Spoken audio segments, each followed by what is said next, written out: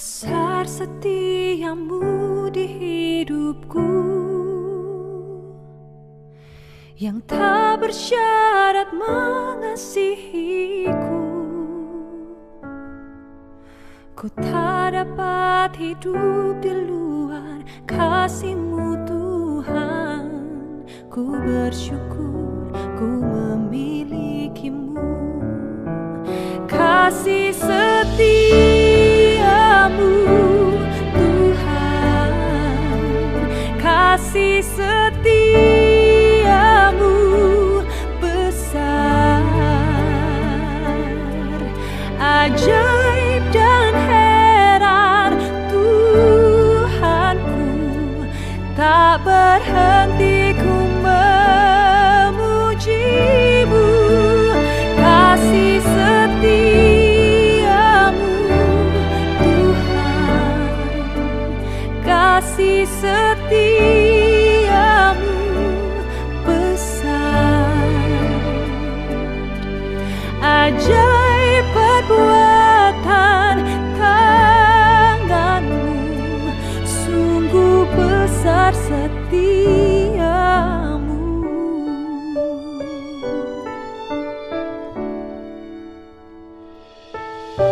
Tiada terukur setiamu, dalamnya tak dapat ku selami. Ku tak dapat hidup di luar kasih-Mu Tuhan. Ku bersyukur ku memilikimu. Kasih setiamu Tuhan, kasih setiamu besar, ajaib dan heran Tuhanku. Tak berhenti ku memuji-Mu. Kasih setiamu Tuhan, kasih setiamu besar,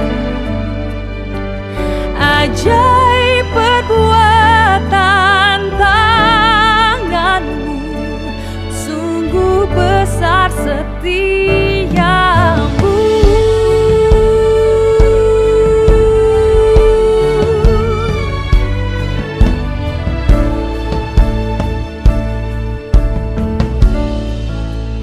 Kasih setiamu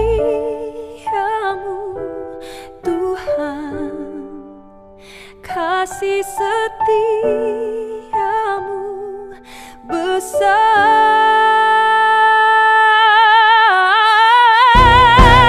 kasih setiamu Tuhan, kasih setiamu besar, ajaib dan heran Tuhanku.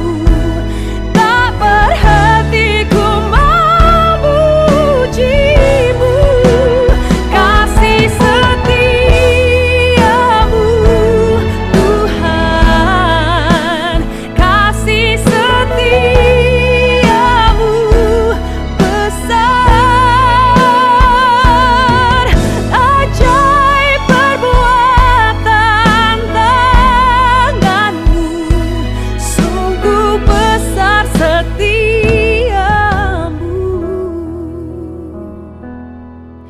ajaib dan heran Tuhanku, sungguh besar setiamu.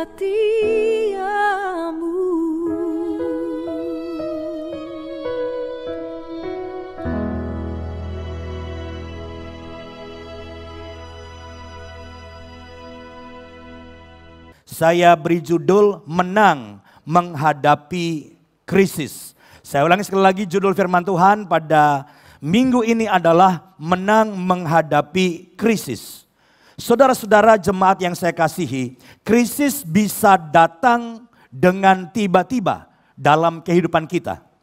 Entah karena ada suatu kecelakaan mendadak, tiba-tiba ekonomi satu keluarga tiba-tiba mengalami krisis. Atau ada masalah di dalam bisnis saudara, problem dalam pekerjaan saudara, atau tiba-tiba saudara diserang penyakit misalnya. Itu bisa mendatangkan krisis dalam kehidupan kita. Dan kita tahu juga pada saat-saat ini bahwa kita sedang menghadapi pandemik virus COVID-19 yang sangat ditakutkan oleh banyak orang. Kenapa? Karena virus ini bisa menular kepada siapapun secara random, saudara-saudara. Dan kita tahu saat ini orang-orang menjadi takut kena virus ini, saudara-saudara, dan mengalami hal-hal yang buruk dalam kehidupannya. Nah, saya tidak tahu apa yang sedang saudara alami pada hari ini. Krisis apa, problem apa. Tapi hari ini kita mau belajar bersama-sama dari seorang raja yang bernama Yosafat. Bagaimana ketika Yosafat mengalami krisis dalam hidupnya, dia melakukan langkah-langkah yang luar biasa. Mari kita lihat di dalam 2 Tawarikh pasal yang ke-20. Sangat bagus saudara di rumah bisa membaca 2 Tawarikh pasal 20 seluruhnya, ya. Tapi hari ini kita akan membaca beberapa ayat saja saudara-saudara. Kita mulai membaca ayat 1 sampai dengan yang ketiga. Saya akan bacakan. Setelah itu Bani Moab dan Bani Amon datang berperang melawan Yosafat bersama-sama sepasukan orang Meunim. Datanglah orang memberitahukan Yosafat, suatu laskar yang besar datang dari seberang laut Asin, dari Edom menyerang tuanku. Sekarang mereka di Haseson Tamar, yakni En-Gedi. Ini ada krisis yang luar biasa saudaraku. Bagaimana Yehuda di bawah kepemimpinan Raja Yosafat itu diserang oleh 3 bangsa yang besar tadi. Amon, Moab, dan Meunim. Saudara bisa bayangkan ada serangan yang luar biasa dan saya yakin Yosafat dan rakyat Yehuda mengalami ketakutan yang luar biasa. Nah, perhatikan ayat 3. Apa yang dilakukan oleh Yosafat? Ayat 3. Yosafat menjadi takut, lalu mengambil keputusan untuk mencari Tuhan. Ia menyerukan kepada seluruh Yehuda supaya berpuasa. Perhatikan, adalah reaksi yang wajar ketika krisis datang, krisis yang begitu besar datang. Dikatakan saudara-saudara Raja Yosafat menjadi takut. Kita semua yang sedang mengalami krisis hari-hari ini, apapun krisis yang sedang kita alami, khususnya secara nasional, Indonesia mengalami yang namanya pandemik virus COVID-19 tadi. Ada banyak saudara mengalami ketakutan dan itu reaksi yang wajar. Tetapi mari kita belajar dari Yosafat. Ketika Yosafat takut dikatakan oleh Alkitab tadi, Yosafat mengambil keputusan untuk mencari Tuhan. Hari ini dimanapun saudara berada, di rumah, di tempat yang lain, ketika ketakutan menyerang kita, saya dorong setiap kita, ayo kita mencari Tuhan. Ayo kita datang kepada Tuhan, sebab Tuhan adalah alamat yang tepat. Nah, selanjutnya kita melihat, Yosafat datang mencari Tuhan dan melakukan beberapa langkah yang penting. Yang hari ini saya ingin sampaikan untuk kita semua. Ada 3 hal yang dilakukan oleh Yosafat ketika Yosafat lari kepada Tuhan. Mari kita mulai dengan yang pertama. Yang pertama saudara-saudara, Yosafat mengajak semua bangsa Yehuda dan keluarganya untuk berdoa. Jadi Yosafat mencari Tuhan, Yosafat lari kepada Tuhan, dan langkah yang pertama yang dia lakukan adalah dia mengajak semua bangsa Yehuda dan juga keluarga mereka untuk berdoa. Kita bisa melihat di dalam ayat yang ke-13. Ayat 13 saya bacakan dari 2 Tawarikh pasal yang ke-20. Sementara itu seluruh Yehuda berdiri di hadapan Tuhan, juga segenap keluarga mereka dengan istri dan anak-anak mereka. Saudara lihat, sebuah langkah yang luar biasa dilakukan oleh Yosafat. Yosafat mengajak seluruh bangsa, seluruh bangsa Yehuda untuk datang kepada Tuhan dan berdoa. Dan yang saya garis bawahi yang menarik di sini bukan hanya suami-suami sebagai kepala rumah tangga. Tetapi dikatakan tadi istri mereka, anak-anak mereka juga bersama-sama berdoa. Wah, ini satu gerakan yang luar biasa. Saya rasa ini saat yang baik kalau di dalam keluarga saudara biasanya jarang ada mezbah keluarga, jarang doa bersama. Saya ajak ketika krisis datang di tengah-tengah bangsa Indonesia, ketakutan yang sedang melanda di seluruh negeri kita Indonesia. Saya dorong kita semua, tetapi bukan hanya suami-suami, tetapi mengajak istrinya, mengajak anak-anaknya. Nanti kita bisa sama-sama gandengan berdoa. Lalu kita akan berdoa bersama-sama walaupun ini secara online. Tapi kita terhubung di udara. Kita berdoa bersama-sama dan saya punya keyakinan doa yang dinaikkan bersama-sama. Apalagi seluruh bangsa berdoa sangat besar kuasanya. Yang percaya katakan amin. Jadi saya mendorong yang pertama kita mau meneladani apa yang dilakukan oleh Yosafat. Bukan doa sendiri-sendiri lagi. Tapi kita satukan hati seluruh bangsa. Ya, semua keluarga. Istri-istri semua berdoa, anak-anak berdoa, bergandengan tangan. Saya percaya ketika kita berdoa sungguh-sungguh, Tuhan akan intervensi langsung. Melampaui semua usaha manusia. Saya percaya bangsa kita Indonesia akan diselamatkan oleh Tuhan lewat setiap doa kita.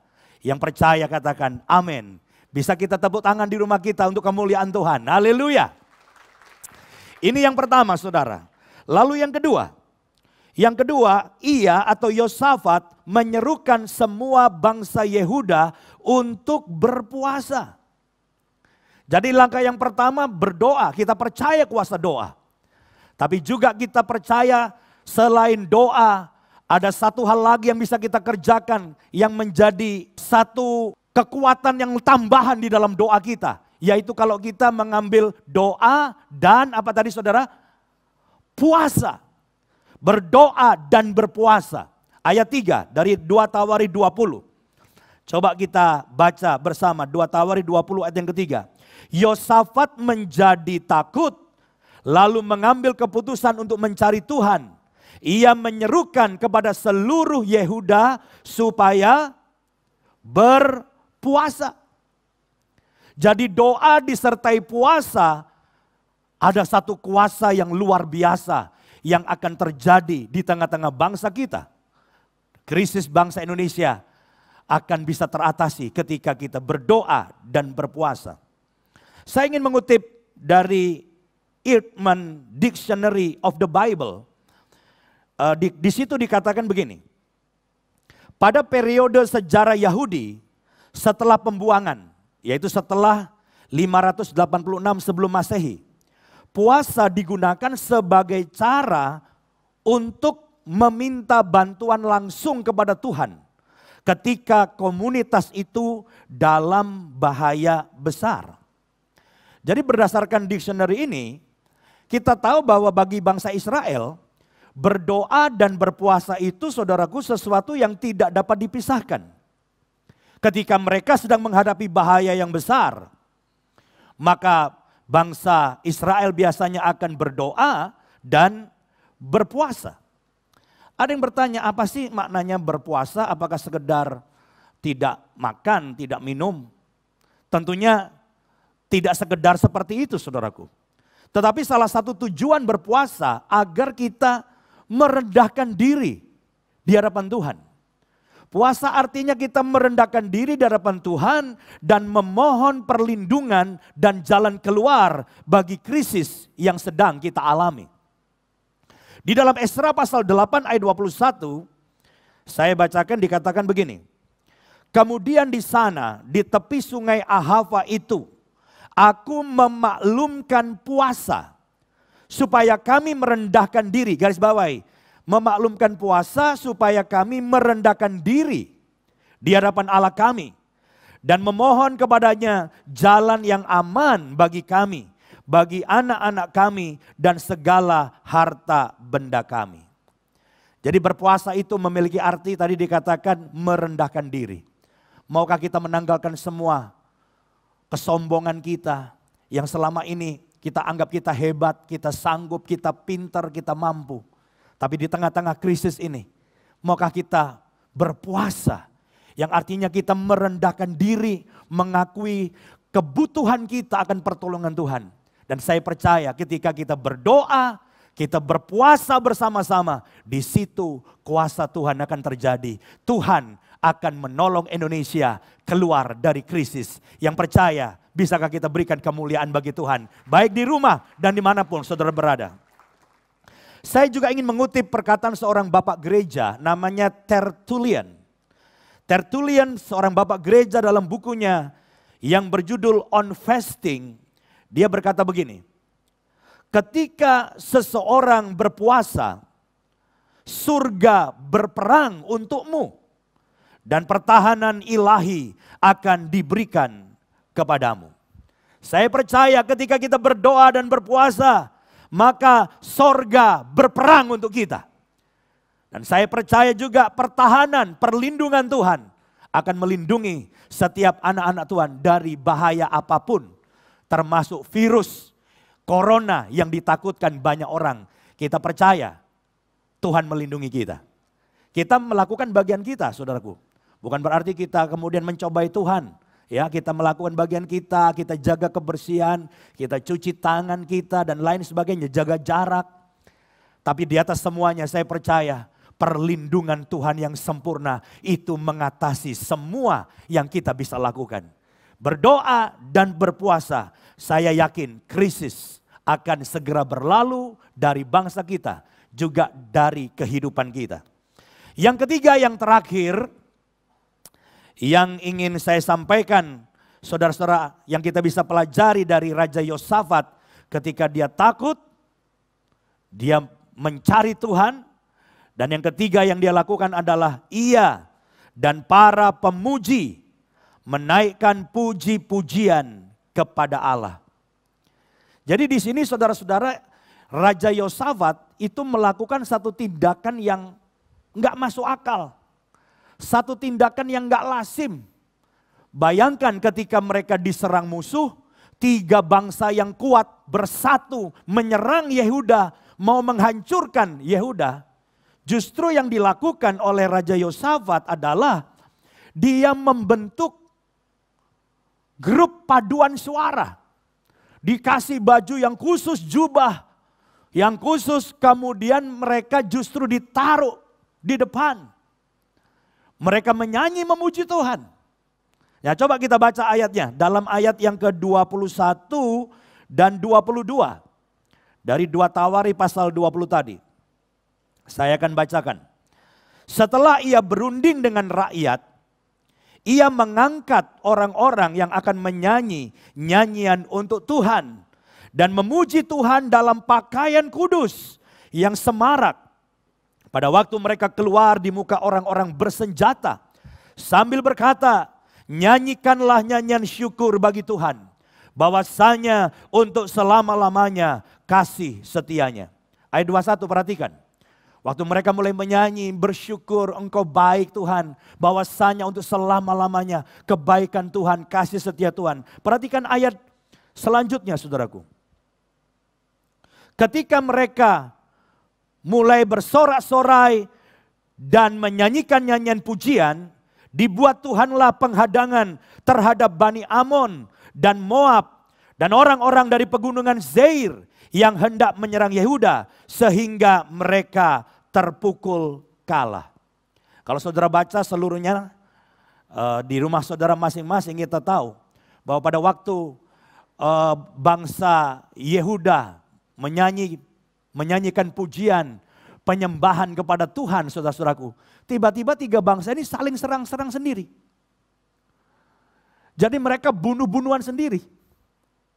Dan kalau saudara membaca dalam Alkitab ketika orang-orang Yehuda itu mau menyerang, saudaraku, mau berperang, mereka kaget. Mereka bingung. Kenapa? Karena semua musuh mereka sudah mati. Bunuh-bunuhan sendiri. Mereka hanya datang dan melihat Tuhan bekerja dengan luar biasa.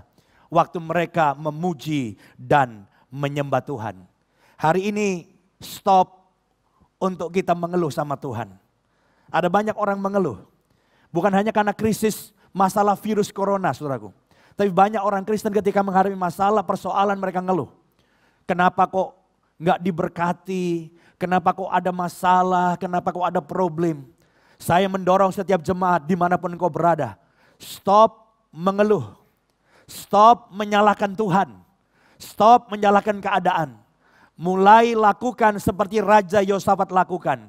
Mereka kemudian membangun satu grup anggota paduan suara yang khusus untuk memuji dan menyembah Tuhan. Saya berdoa suami, istri dan anak kumpul sama-sama di rumah seperti anggota paduan suara. Hari ini berhenti ketakutan, berhenti ngeluh, berhenti ngomel, mulai gandengan tangan, suami, istri, anak-anak mulai bilang, engkau baik Tuhan. Aku mau bersyukur kepadamu apapun yang terjadi. Kebaikanmu kekal untuk selama-lamanya. Saya percaya ketika kita bersyukur, memuji, menyembah Tuhan dalam kondisi apapun, termasuk kondisi saat ini, di mana semua orang ketakutan karena krisis. Saya percaya Tuhan dari sorga bekerja. Tuhan akan menolong kita. Segala musuh-musuh kita akan dikalahkan. Dan kita akan keluar sebagai pemenang mengatasi semua krisis yang sedang terjadi. Yang setuju, yang percaya, bisakah kita berikan kemuliaan bagi Tuhan dimanapun saudara berada. Tuhan hadir di rumah saudara. Tuhan hadir di tempat saudara. Jadi hari ini kita belajar ada 3 hal yang kita lakukan. Jangan ketakutan menguasaimu, jangan stres, tapi seperti Yosafat ketika krisis datang lari kepada Tuhan dan lakukan 3 hal. Coba kita ulangi, yang pertama apa tadi? Berdoa. Ingat, berdoa jangan sendirian. Doa korporat, doa bersama-sama. Ya, suami, istri, anak, apalagi semua bangsa berdoa. Kuasanya luar biasa, berdoa. Yang kedua, berpuasa. Berpuasa juga harus jaga kesehatan juga. Karena saat-saat ini juga kondisi badan harus bagus. Berpuasa dengan hikmat Tuhan tentunya. Dan yang ketiga, yang terakhir apa tadi? Kita mau memuji Tuhan, kita mau bersyukur. Dan saya percaya Tuhan akan menolong setiap kita. Khususnya bangsa kita, Indonesia. Mari kita bangkit berdiri bersama-sama malam hari ini. Rayakan kemenangan yang Tuhan sediakan bagi setiap kita.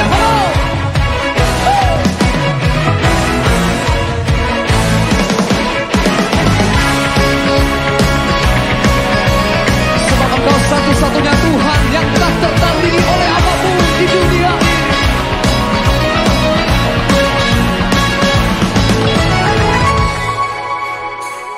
Pada siapa kau bandingkan perbuatannya yang heran? Tak ada kerajaannya yang terbesar, tak akan tergoyahkan. Semua musuh pun gemetar mendengar namamu Tuhan. Sorak kemenangan,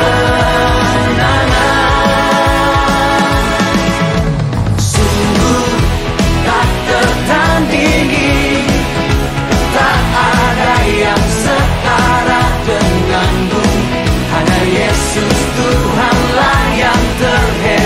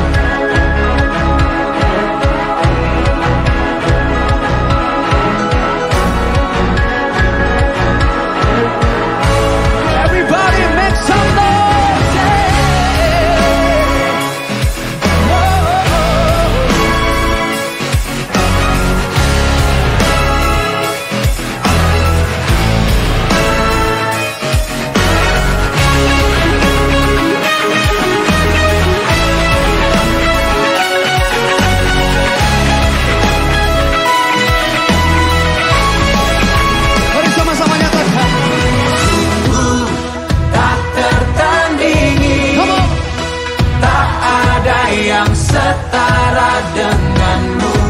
Hanya Yesus Tuhanlah yang terhebat, jauh melebihi dari penguasa di dunia.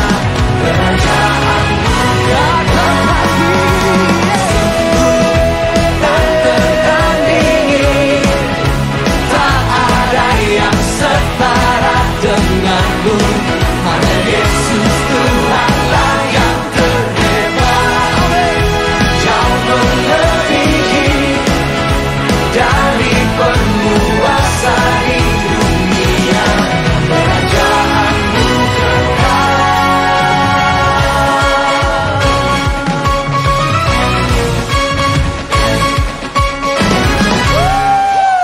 Haleluya. Sekarang terima kasih karunia dan damai sejahtera Tuhan Yesus Kristus dan kasih Allah Bapa kita serta persekutuan Roh Kudus menyertai setiap kita sekarang, seterusnya, dan selamanya. Amin. Saudara telah mengikuti ibadah online GBI Alpha Omega.